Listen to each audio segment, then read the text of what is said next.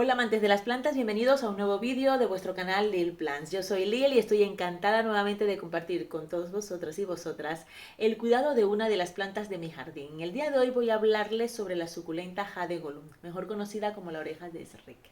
Quédate conmigo hasta el final del vídeo para conocer los cuidados que tengo con mi Golum y también algunos detallitos que he pasado con ella y cómo los he podido superar.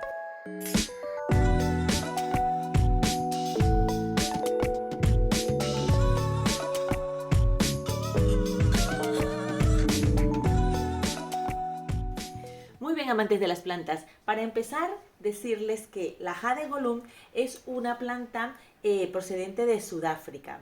Es una planta muy resistente, es una suculenta como la mayoría de las suculentas, son muy resistentes. Entre una de sus características de resistencia es que reservan agua en su follaje o en su tallo, ¿vale? En este caso, la Golum, la Jade Golum, pues reserva agua en su follaje. La diferencia que tiene la Jade Golum con la Jade tradicional, que encontramos en muchísimas tiendas y viveros, es que las hojas de la Golum son cilíndricas, tubulares, ¿vale? Alargaditas, a diferencia de la Jade más común. Por ejemplo, la diferencia de, por ejemplo, esta Jade, ¿vale? Que la estoy, por cierto, dejando crecer en maceta pequeña para engrosarle su tallo. A diferencia de esta jade, pues esta jade tiene sus hojitas más redondeadas y la jade del día de hoy a la cual vamos a hablar es la Jade Golum, que tiene sus hojas más tubulares. De ahí le viene el nombre de orejas de Shrek. Pues bien, quiero comentarles los cuidados que tengo con la Jade Golum, ¿vale? Mi Jade Golum yo la planto en sustrato universal. Recuerden que en el mercado van a encontrar sustratos especiales para cactus y suculentas. Lo podéis hacer, por supuesto. Genial, eso es genial.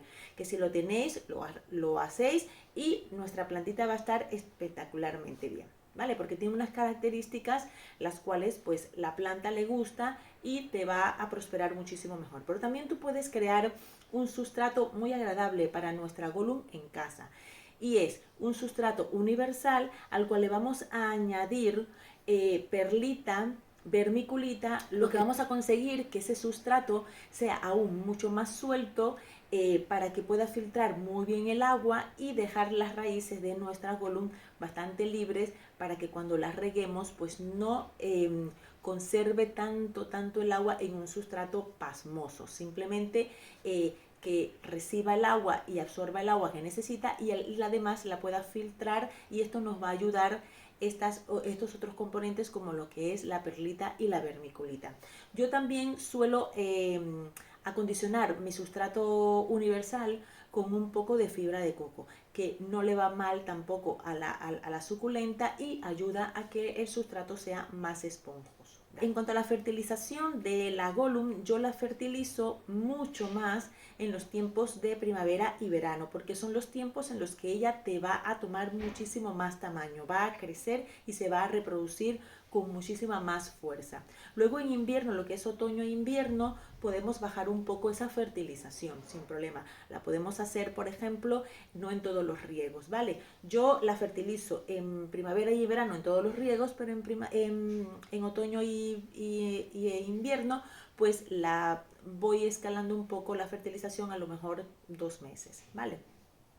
Bien, los cuidados de ella también en cuanto a la posición en vuestra casa, pues conseguir siempre un sitio en donde haya muchísima luz. Es necesario para ella porque le gusta muchísimo, te va a crecer mucho y te va a conservar ese verdor hermoso. Ahora bien, si la tienes cerca de una ventana en donde reciba luz solar, te va a ganar unos colores granates hermosísimos en las puntas de las hojas. Eso también te va a servir de ornamental, porque obviamente las suculentas regularmente tienen unas hojas verdes potentes, pero si reciben luz solar, pues ese granate pues le da un tono muchísimo más atractivo. ¿De acuerdo? Entonces, pero eso le pasa a la mayoría de las suculentas. El riego vamos a regar solamente cuando el sustrato esté sumamente seco. Una cosita que me ha pasado con la Gollum, que es algo que a mí me llamó muchísimo la atención porque no me había pasado con ninguna suculenta en casa. De hecho, ella está junto a varias suculentas y cactus y la verdad que a la única que le atacó fue a ella. A mi Gollum le atacó la arañita blanca. Esta plaga que es una arañita que tiene como una mantilla blanca. No me había dado cuenta que la tenía mi Gollum hasta que empecé a ver uno de sus follajes que empezaron a secarse, empezaron a quedar, en vez de cilíndricos, ¿vale? Empezaron a aplanarse todos. Entonces allí fue cuando me llamó la atención y en principio pensé que el problema estaba en el sustrato, empecé a revisar y no, y es cuando empecé a ver con detalle, que aquí es lo que les quería comentar, pero muy importante con la Gollum, estar muy pendiente con esto, y es que ellas se esconden en las uniones entre follajes de la Gollum, de la mayoría de las plantas, pero en la Gollum en particular, al tener este tipo de follaje y esta forma, pues tienen un cultivo maravilloso para ellas para pasar desapercibidas.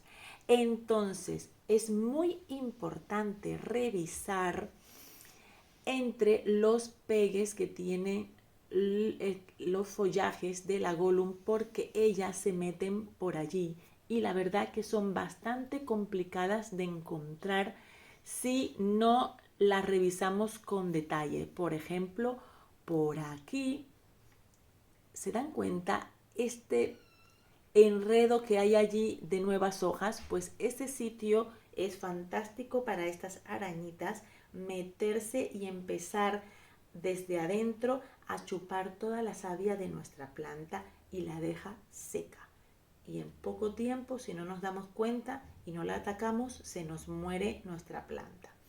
Bien, para poder sacar las arañitas tenemos que trabajar con un palito de madera, con un palito que tenga la punta fina.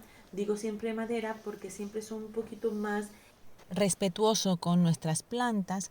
He guardado esta hoja que aún tenía una arañita dentro para que ustedes vean cómo la podemos sacar con esta punta y cómo se ve. Miren que está cubierta totalmente como de un algodoncito. Pues esta arañita se esconden en los sitios más remotos de nuestras plantas.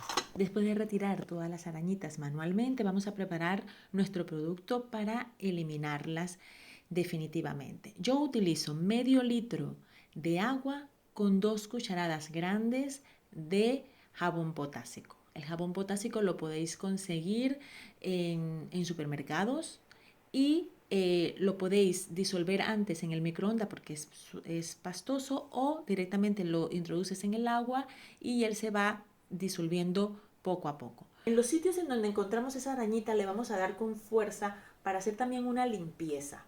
Esto es para poder limpiar el área y eliminar si hay algún animalito que nos haya quedado por ahí escondidito, ¿vale? Luego vamos a volver a repetir 1 o 2 difuminadas el día siguiente, ¿vale? De esa primera vez. Y luego a partir de allí lo vamos a hacer un día sí, un día no. Y ese día sí y día no vamos a hacer 1 o 2 difuminadas, dependiendo del tamaño de nuestra planta, 1 o 2 difuminadas en general, para dar un mantenimiento a nuestra planta y poder matar de lleno este animalito. Cuando lo hagamos así durante una semana, un día sí, un día no, esperamos 1 o 2 días y la vamos a volver a revisar. Allí vamos a retirar los animalitos muertos que hayan salido de su guarida. Lo vas a retirar y ahí te vas a dar cuenta de todos los que están muertos y si queda algún vivo. Si aún quedan vivos, los vamos a retirar y vamos a volver a empezar con el tratamiento. Vamos a seguir disparando un día sí, un día no, de nuevo a nuestra planta hasta que no veamos ningún animalito más. Este producto, al ser natural, tarda más en conseguir los resultados, que es cero plaga, ¿vale? Ahora bien, si no tienes el tiempo para hacerlo o tu planta está muy llena de esta plaga y está en un estado crítico, nos podemos ir a un producto químico. Hay unos productos en el mercado que son específicamente para arañitas algodonosas, ¿vale?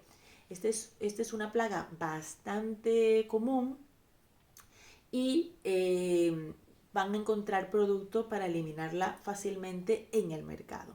Pero es una plaga muy resistente y además suele repetir. Entonces, cuando una planta nuestra le cae la arañita blanca, es muy probable que pueda repetirle. Entonces hay que estar ojo al loro, porque si no, la arañita se nos lleva nuestra planta. Entonces vamos a estar vigilándola siempre para que esto no le vuelva a ocurrir.